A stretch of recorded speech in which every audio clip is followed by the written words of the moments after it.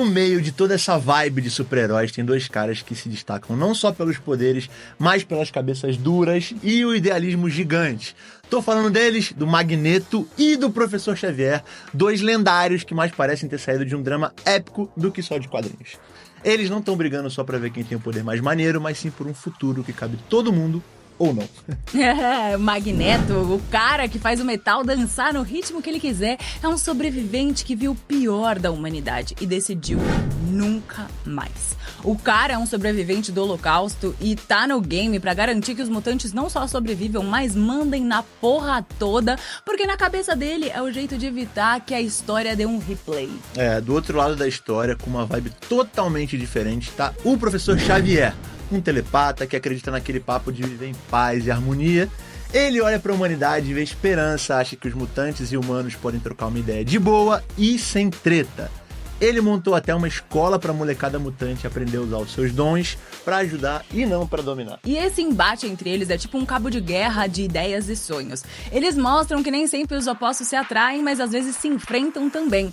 O mais louco é que, no fundo, os dois querem proteger os seus, né? Só que cada um do seu jeito, com o seu próprio manual de instruções ali meio deturpado, né?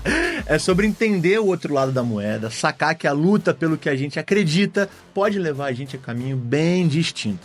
E no meio dessa parada toda, quem sabe a gente não aprende um pouquinho sobre aceitar as diferenças e talvez, só talvez, assim, achar um meio termo. Se for possível, bora.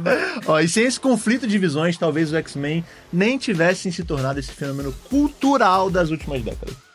E se você tá curtindo, você curte os vídeos que a gente faz aqui no Didica, com essas reflexões malucas, essa pegada vida real também, dá aquela moral pra gente, tira um segundinho pra curtir o vídeo aqui, porque é muito importante pro nosso crescimento também, e se inscreve no canal, por favor, deixa aquele comentário esperto, porque se você tá curtindo o vídeo, é muito importante pra gente que você diga. E ativa o sino!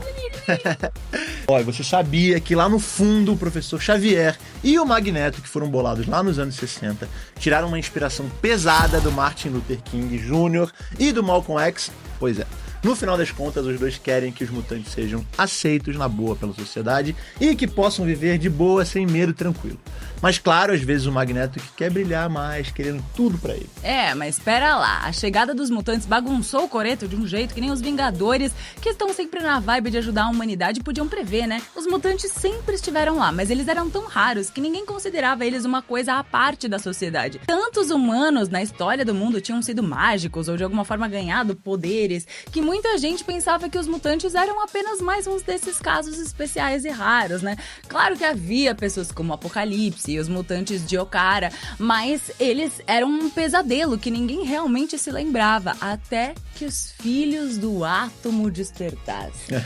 Nesse universo maluco da Marvel, fica claro que a humanidade nunca foi a única no comando do planeta. Os Eternos, criados há 1 milhão de anos pelos Celestiais, deuses tipo Odin e forças cósmicas tipo a Fênix, já davam rolê por aqui bem antes da gente. Quando os Homo sapiens começaram a marcar presença aqui, não eram nem de longe os primeiros a pensar que mandavam em alguma coisa.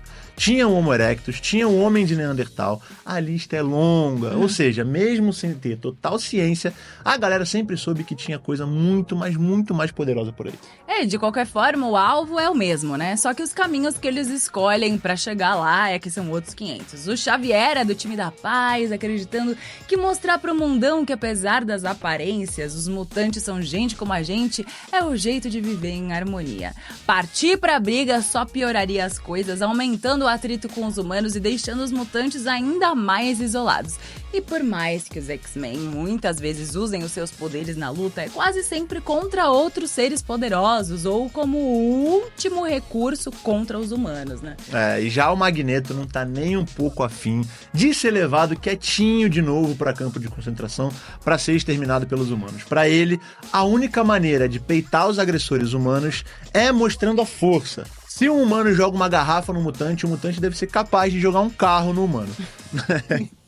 De leve. Tranquilo.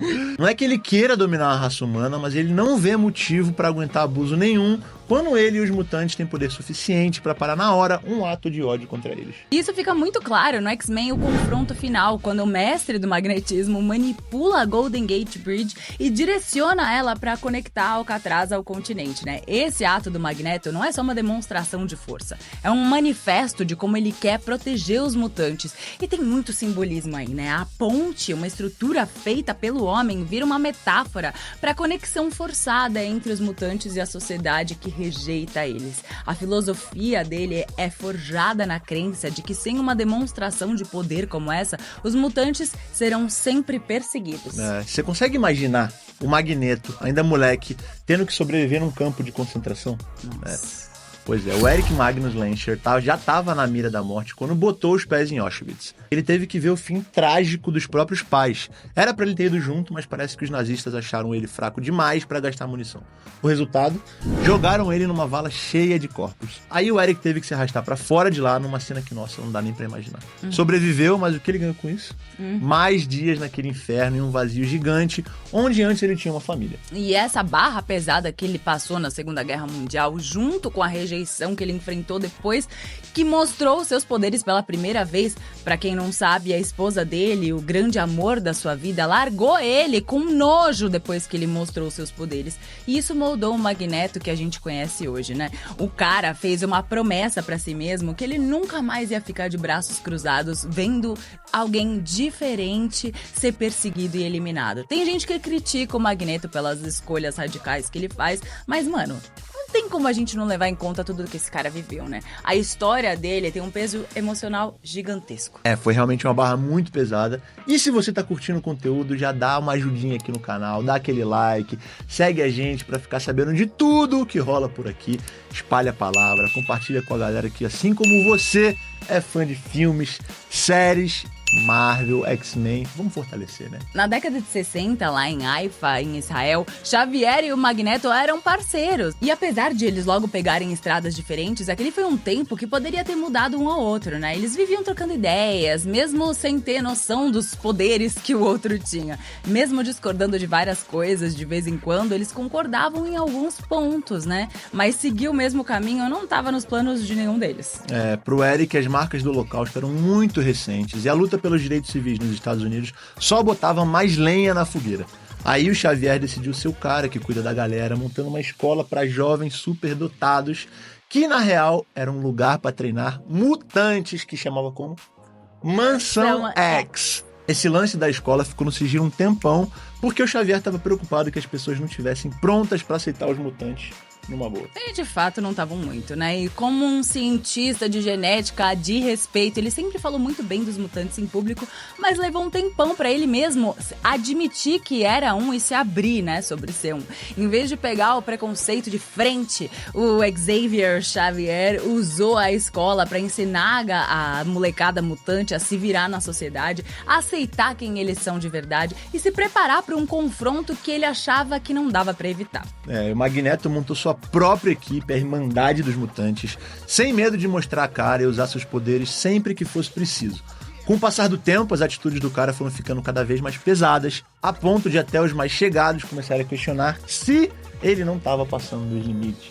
E o rolê é que muitas vezes quem sofreu abuso quando criança acaba repetindo o ciclo quando vira adulto. E isso vale pro Magneto, um sujeito que foi tão marcado pelos horrores e pela perseguição, né, do Holocausto, que acabou virando um genocida. Mesmo com boas intenções no começo, o Magneto ficou tão obcecado com a ameaça dos humanos que ele perdeu a capacidade de imaginar um futuro onde mutantes e humanos possam viver em sociedade juntos. Tanto Xavier quanto o Magneto acabaram desviando dos ideais que eles tinham lá no começo. E por que será, né? Mesmo a crença mais justa não tá livre do orgulho que a gente carrega. O Xavier, mesmo se vendendo como um cara do bem, justo, ele deu umas escorregadinhas e usou seus poderes de um jeito meio questionável. Alterar a mente de alguém pela primeira vez deve pesar na consciência, mas parece que com o tempo a tentação de abusar dessa força, ela vai ficando mais forte. E ele se achava infalível, né? Fingindo ser perfeito enquanto pregava sua filosofia como se fosse a única verdade. Perigoso. Ele não só finge que é um cara que tem uma reputação sem manchas, mas trata a filosofia dele como se fosse absoluta. E claro que os princípios podem ser flexíveis quando a gente achar necessário, né? mas ele jamais admitiria que o jeito dele não é o jeito certo. Essa questão da moralidade do Xavier fica na cara em X-Men Dias de um Futuro Esquecido. O cara manda o Wolverine pro passado pra tentar mudar a história e evitar um futuro nada bacana. E aí esse rolê de mexer nos eventos e na cabeça das pessoas mostra que até os bons têm os seus momentos de será que eu posso mesmo fazer isso? Isso lembra um pouco aquelas jogadas meio duvidosas dos líderes da época da Guerra Fria, quando eles faziam de tudo para manter a paz.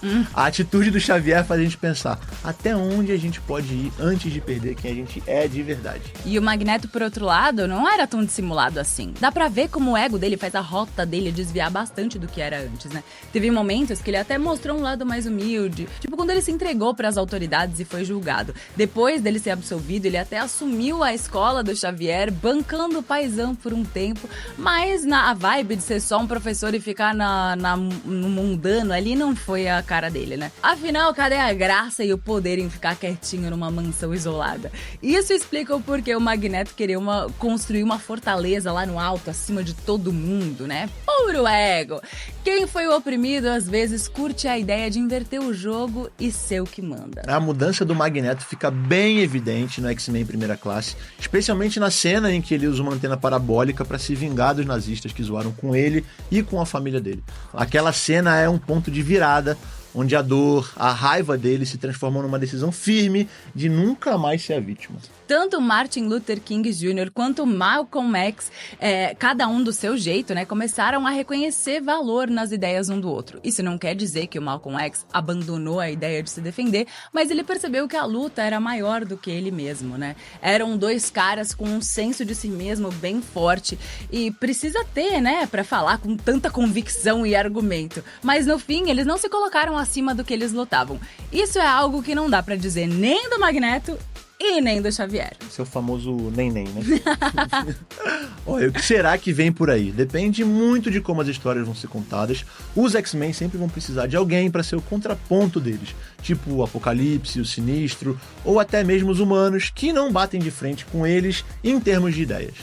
Pode apostar que em algum momento o Magneto vai estar do lado do bem de novo, mas vai ser coisa passageira. Quem vai passar por uma mudança mesmo é o Xavier, principalmente porque o que está rolando no mundo real com certeza vai se misturar com as histórias em quadrinhos. A maneira de pensar do Xavier, que é meio na vibe da paz e amor, pode parecer meio fora de moda num mundo que está cada vez mais complexo. E você que tá vendo X-Men 97, o que você tá achando, hein? Eu tô achando que vem coisa boa por aí, hein?